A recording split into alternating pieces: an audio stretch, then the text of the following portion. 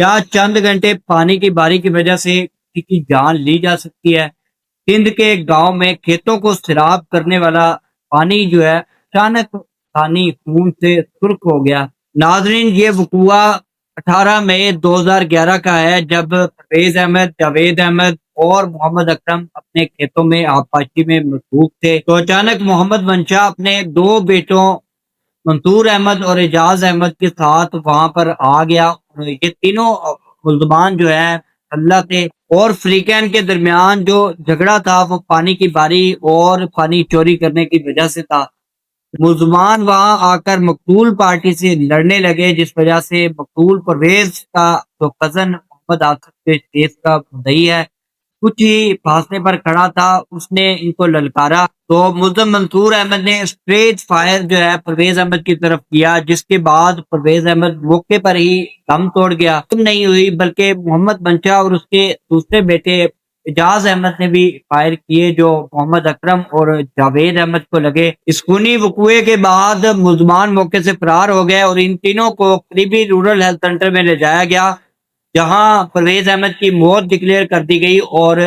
جاوید احمد اور محمد اکرم کو civil hospital Hyderabad میں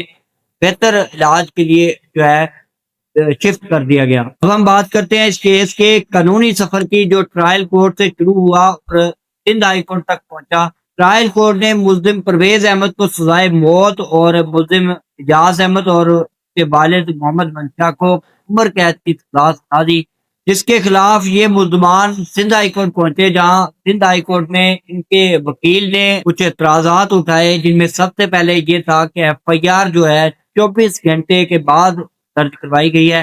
جس سے یہ ثابت ہوتا ہے کہ یہ ایک سوچی سمجھی سازش اور باقاعدہ کنسلٹیشن کے بعد ایف آئی آر جو ہے درج کروائی گئی ہے۔ دوسرے نمبر پر ان کا اعتراض یہ تھا کہ جو گواہ ملزمان کے خلاف پیش کیے گئے سب کے سب جو ہے ان مقتول کے اور زخمیوں کے قریبی رشتہ دار تھے، جس وجہ سے ان کی گواہی قابل قبول نہیں ہو سکتی، جس کے جواب میں پروسیکیوشن نے محمد رفیق ورسس دی اسٹیٹ اور Abdul Khaliq versus the state cases کا حوالہ دیتے ہوئے یہ ثابت کیا کہ ان کیسز میں سپریم کورٹ نے واضح طور پر قرار دیا تھا کہ اگر گواہی ٹھوس ہو تو قریبی رشتہ داری کی وجہ سے ان کی گواہی کو ناقابل قبول نہیں کہا جا سکتا، اور صرف ایف آئی آر کے کچھ گھنٹے لیٹ ہو جانے کی وجہ سے اس مقدمے کو ختم نہیں کیا جا سکتا۔ اور سندھ ہائی کورٹ نے ان تمام قانونی نکات کو بڑی باریک بینی سے پرکھا۔ سب سے پہلے عدالت نے یہ اصول واضح کیا کہ جو زخمی وہاں پر موقع پر موجود تھے اور ان کو بھی فائر لگے، تو ایک زخمی جس کو خود کو فائر لگا ہو وہ اپنے ملزم کو چھوڑ کر کسی دوسرے ملزم کو کسی بھی صورت جو ہے وہ نامزد نہیں کرتا، اس وجہ سے ان کی گواہی جو ہے قابل قبول ہوگی۔ دوسرے نمبر پر عدالت نے کہا کہ ایف آئی آر میں جو تاخیر ہے اس وجہ سے اس کیس کو ختم نہیں کیا جا سکتا، بلکہ 24 گھنٹے کی جو ایف آئی آر کی تاخیر ہے، ایک خاندان کا ایک شخص موقع پر قتل ہو گیا ہے، دو شدید زخمی ہیں، تو سب سے پہلا ضروری کام جو ہے ان زخمیوں کو ہاسپٹل شفٹ کرنا ہے، نہ کہ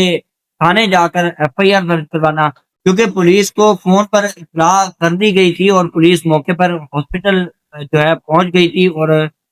زخمیوں کا جو علاج ہے پولیس کی جو ہے موجودگی میں ہو رہا تھا۔ تیسرے نمبر پر ملزمان کا جو موٹیو آف مرڈر ہے وہ یہ ہے کہ پانی کے